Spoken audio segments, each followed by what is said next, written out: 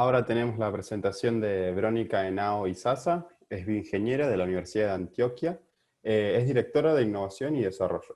Por favor. Cuando quieras, Verónica.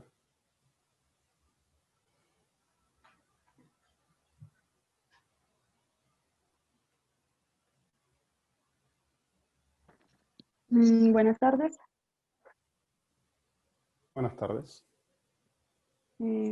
Un momento, activo la cámara, ¿ya me están viendo? Sí. Sí, sí, sí. Mi nombre es Verónica Navizaza. Voy a presentarles el proyecto de desarrollo de una herramienta para la evaluación de la fisiología visual usando electroencefalografía portable y de bajo costo. Este fue mi proyecto para finalizar los estudios como bioingeniera en la Universidad de Antioquia.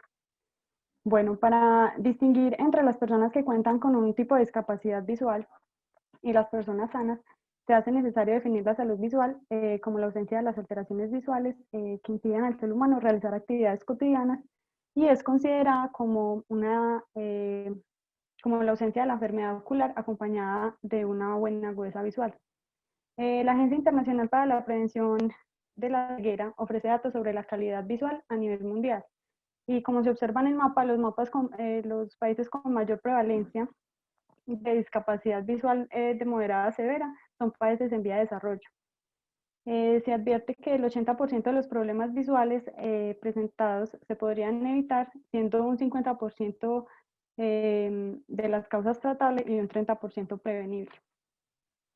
Bueno, la evaluación de la fisiología visual se ha realizado durante años con diferentes tecnologías que varían significativamente en costos y precisión. Un ejemplo de estas es la prueba con cartas de Snell clásica, que se realiza situando a una persona a 20 pies o 6 metros de la carta de Snell y haciendo preguntas acerca de las letras que ve, utilizando cada vez filas de octotipos más pequeños y la última fila que la persona es capaz de leer con precisión sería lo que marca la agudeza visual de la persona. Bueno, como mencioné en un inicio, la agudeza visual se considera como la ausencia de la enfermedad ocular acompañada de una agudeza visual.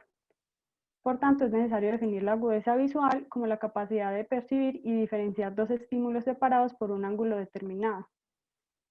Existen tres factores, tanto físicos como neurológicos, que determinan esta agudeza visual. El primero sería la precisión con que la córnea y el cristalino del ojo enfocan la luz sobre la retina. El segundo sería como la sensibilidad de los nervios de la retina y los centros de visión en el cerebro. Y finalmente sería la capacidad que tiene el cerebro para interpretar esta información recibida por los ojos. Por tanto, la agudeza visual depende del estado de la vía óptica y el estado de la corteza visual. Examinar y medir objetivamente las respuestas neurológicas en estas vías visuales permite tener elementos adicionales en exámenes de visión comunes. Esto se logra gracias a los potenciales evocados visuales que generan respuestas a unos estímulos determinados y son evaluados por medio de electroencefalografía. La electroencefalografía es una técnica que registra la actividad eléctrica del cerebro de manera no invasiva y que proporciona información objetiva sobre la funcionalidad que tiene el sistema visual, desde el lente hasta la corteza visual. Es un instrumento que permite registrar la actividad eléctrica de manera no invasiva al medir la diferencia de potencial eléctrico y su cambio en el gran parte de la experimentación en las neurociencias actual se da por medio de la presentación de estímulos auditivos o visuales que permiten la recopilación de respuestas particulares por medio de herramientas bajo esta estimulación. Como tal, los potenciales evocados visuales reflejan la actividad cerebral producida por el procesamiento de la información visual. Existen dos tipos de potenciales evocados visuales. Están los de estado transitorio, que se evalúan comúnmente en el tiempo, y los de estado estacionario, que se evalúan en frecuencia. Se diferencian principalmente por la estimulación que se realiza en cada caso. Para el estado transitorio, la estimulación se da a una frecuencia de 0 a 4 Hz y para estado estacionario de 4 a 75 Hz. Como mencioné, la persona entonces se ubica en una posición con unos electrodos en la zona occipital y se le presenta un estímulo. Al registrar la señal, lo que se pretende encontrar es un pico significativo en la frecuencia de estimulación. Es decir, si el estímulo es de 7 Hz, se busca un pico en 7 Hz y sus armónicos siguientes. Actualmente existen herramientas que permiten como realizar este tipo de evaluación visual, como OpenBAI, que es un software para el procesamiento de tiempo real de señales cerebrales. Se puede utilizar para adquirir, filtrar, procesar, clasificar y visualizar señales en tiempo real, al igual que OpenBCI, que además se caracteriza por el diseño de hardware de biodetección de bajo costo y alta calidad para interfaz cerebro-computador. Proporcionan pues imágenes de alta calidad en electromiografía, electrocardiografía y electroencefalografía. Ninguno de los anteriores proporciona como la parte del diseño de experimentos o de estímulos, por lo que se pasa a utilizar herramientas como Psychopad o Incaspace para el diseño de estos estímulos y la presentación de los mismos. Todas las herramientas anteriores, por tanto, dependen de otras para su uso, y con eso generan pues restricciones de pronto de versiones y hacen un poco compleja su instalación con respecto a los tiempos de los mismos. La propuesta entonces es integrar en un solo proceso esta adquisición, estimulación, visualización, procesamiento y manejo de datos de manera fácil, ágil y confiable, en uso de dispositivos portables como es el OpenBCI y con software de acceso abierto como es Python. Esto permitiría entonces abrir un punto de partida para estudios futuros en donde la adquisición se mantenga controlada en un mismo software y se faciliten tiempos de adquisición. El objetivo que me planteé en el proyecto era desarrollar una herramienta para la evaluación de la fisiología visual mediante el análisis de señales electroencefalográficas obtenidas con un dispositivo portable y de bajo costo. El alcance del proyecto se centra en el diseño de una solución que continúe con generar estas herramientas especializadas, en particular herramientas de adquisición de información visual, que permitan documentar y estandarizar un protocolo de adquisición de potenciales evocados visuales en estado estable, en un ambiente que sea poco controlado y con herramientas que sean de fácil acceso como el OpenBCI. Inicialmente se trabaja de manera local y permite seguir un protocolo de estimulación visual que almacena los datos de los sujetos evaluados como un historial clínico y permite visualizar la información adquirida en tiempo real. Bueno, para lograr estos objetivos, entonces inicialmente se trabaja implementar el paradigma. En este se evalúan los estímulos visuales comúnmente utilizados para una patología en particular, en este caso agudeza visual, y evaluar los tiempos y marcas de estimulación para separar y controlar esa estimulación. Se realiza un diseño de algoritmos para caracterizar las señales por medio del análisis espectral y tiempo-frecuencia. Y finalmente se realiza el diseño de la interfaz que cumpla criterios de usabilidad y establecer un formato de la presentación de resultados que serían útiles para estudios posteriores. Bueno, el entorno de estimulación que se trabaja durante el proyecto cuenta con un espacio, una habitación oscura y tranquila en el que se sienta un sujeto en una silla que sea estática, pero permita graduar su altura para centrar la mirada fija al centro de la pantalla con un apoyo mentoniano. La persona se sitúa a 1 metro de distancia de la pantalla y se utiliza el dispositivo OpenBCI portable. El sistema que se toma para la electroencefalografía es el sistema internacional 1010, en el que se toman los electrodos de la zona occipital y un electrodo adicional en la parte superior, que es el PCZ, como referente para un análisis bipolar de cada uno de los electrodos.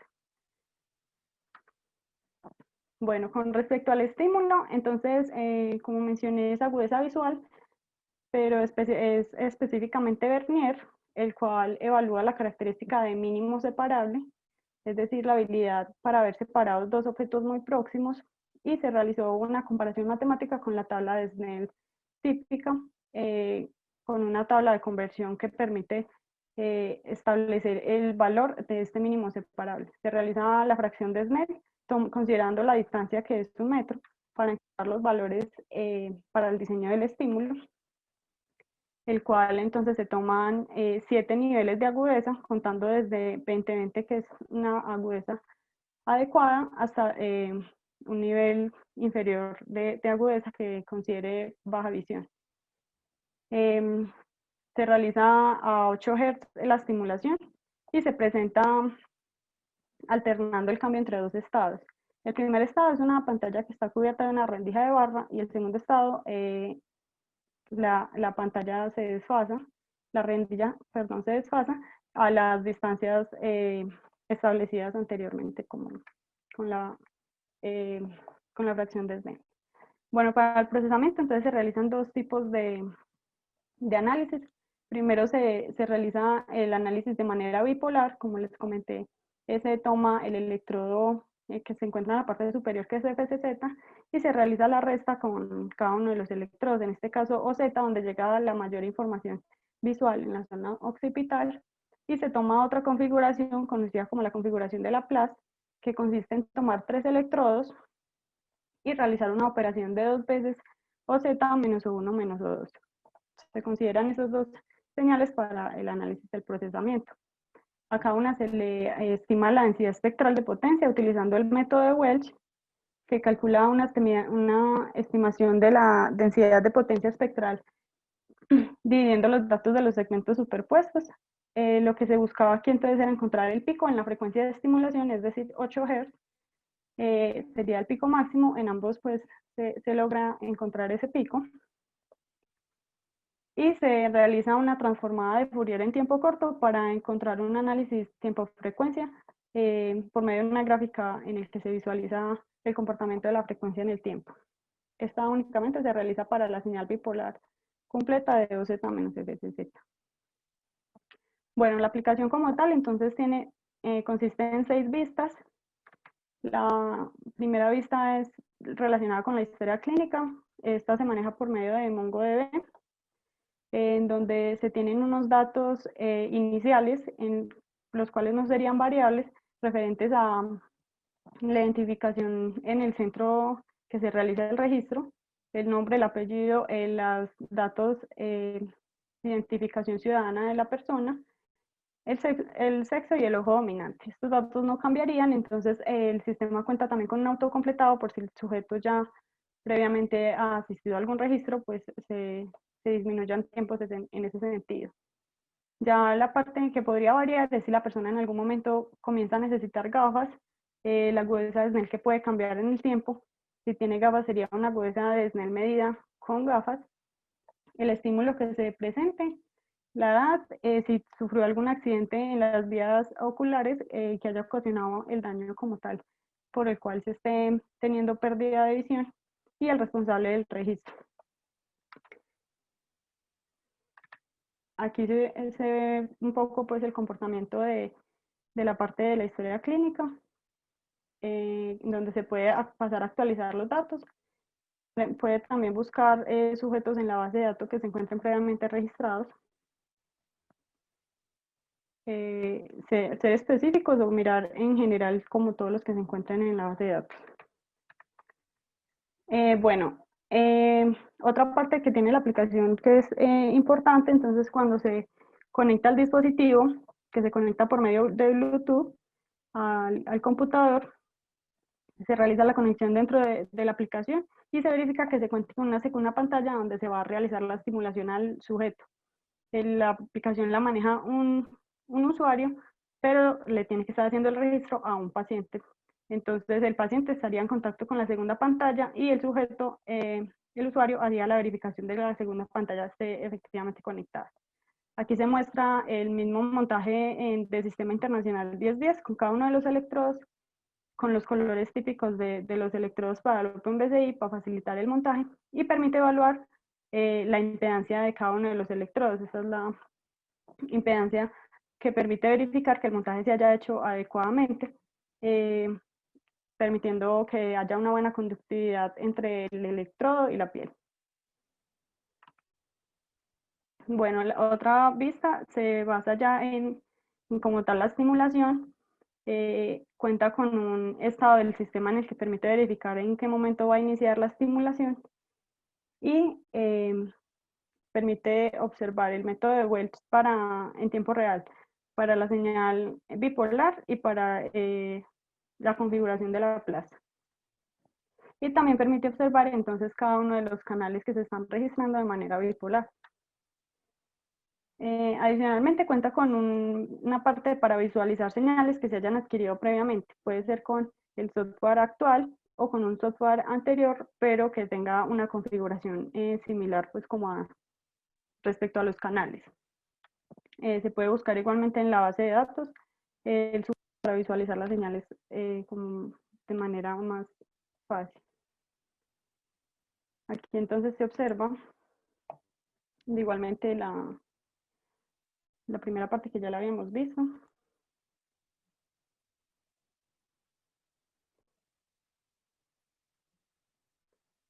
Si se pasa entonces a realizar el registro, se conecta el dispositivo, se verifica la segunda pantalla y cuando la segunda pantalla ya sea verificada, entonces se pasa a medir la impedancia. Cuenta con botones pues como de ayuda para ir guiando al usuario en la manipulación de la herramienta. Es necesario iniciar la estimulación y ya mientras carga la estimulación se puede ir verificando el resto del sistema con respecto a las gráficas de los canales o las gráficas de Welch.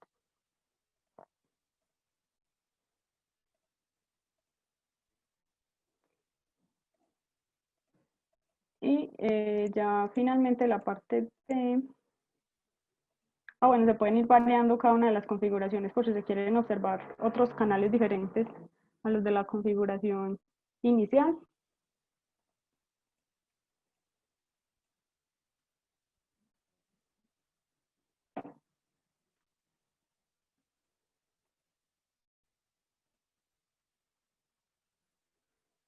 Los archivos, pues ya para buscar la señal, se buscan directamente en el directorio cada uno de los registros que haya tenido el sujeto, y se suben y ya se muestra como tal la señal para verificar pues como a grandes rasgos el registro.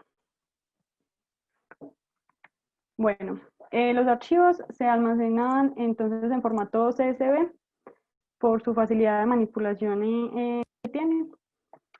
Se crean inicialmente dos carpetas, una para el procesamiento y otra para los registros. En la parte del procesamiento se guardan entonces dos archivos, un archivo CSV para los parámetros que representan la parte de la frecuencia de interés en cada uno de los niveles de agudeza que se están evaluando y la gráfica de tiempo-frecuencia.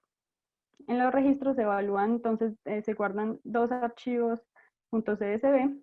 El control se da con la identificación del centro donde se realiza el registro y la identificación ciudadana de la persona y la fecha que realiza el registro. Internamente, entonces, el archivo de los parámetros se observa la amplitud del pico máximo a la frecuencia de estimulación que se haya ejecutado cada uno. Debemos observar entonces 7 puntos máximos que son equivalentes a los 7 niveles de agudeza que evaluamos y la gráfica de tiempo-frecuencia.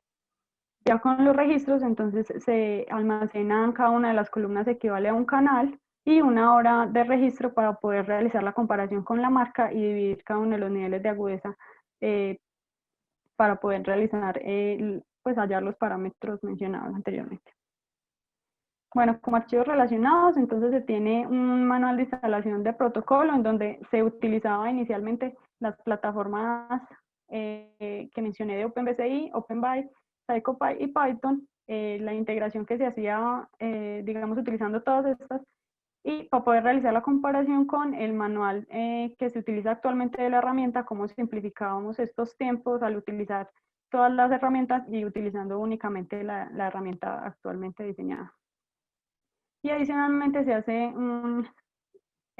una documentación de Pygame, que es la librería utilizada para realizar la estimulación, sobre la creación de estímulos bajo Pygame.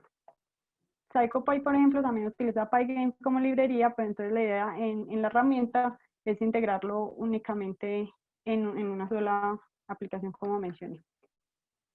Bueno, finalmente, entonces la herramienta conocida como VIAT permite integrar en un solo proceso la adquisición, estimulación, visualización, procesamiento y manejo de base de datos de manera ágil y confiable en el uso de dispositivos portables y de bajo costo, reduciendo significativamente entonces los tiempos en instalación, ejecución y manipulación de los datos. Finalmente, lo que se espera es continuar pues con el desarrollo para que no se maneje, por ejemplo, de manera local, pueda tener una escalabilidad mayor y pueda ser utilizado a nivel industrial, siendo económico y portable para aplicaciones de mayor alcance. Muchas gracias. Bueno, muchas gracias, Verónica. Estuvo muy interesante. Abrimos el espacio para preguntas, así que si alguien tiene alguna puede escribir en el chat y se la leemos en voz alta.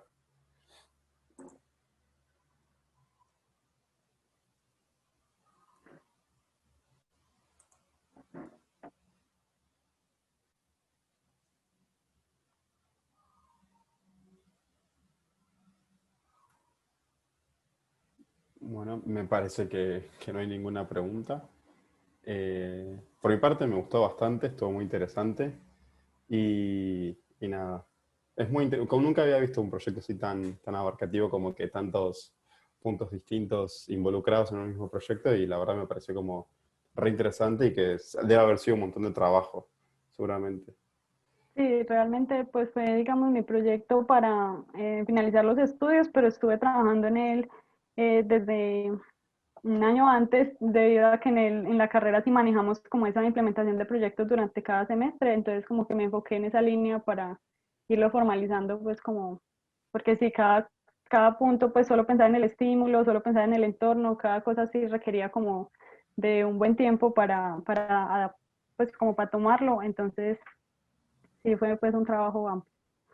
Bueno, pero el resultado quedó muy bien, así que te felicito. Bueno, muchas gracias. Te consulto, Verónica, ¿el sistema lo están usando en algún lado ya? Sí, también lo vamos a implementar. Lo que pasa es que el COVID sí nos afectó, porque ya teníamos un contacto con pacientes con daño cerebrocardiovascular, que les hubiera afectado la zona visual en accidente, perdón, cerebrovascular. Íbamos a realizar este registro de la herramienta con estos sujetos y sujetos sanos para hacer la comparación pues con estos datos, pero pues nos dificultó un poco la pandemia al hacer registros con pacientes, entonces ahí quedamos un poco detenidos, pero sí está pues de todos modos haciéndose la planeación para comenzar a hacer esos registros lo más pronto posible. Excelente, gracias. Ujú.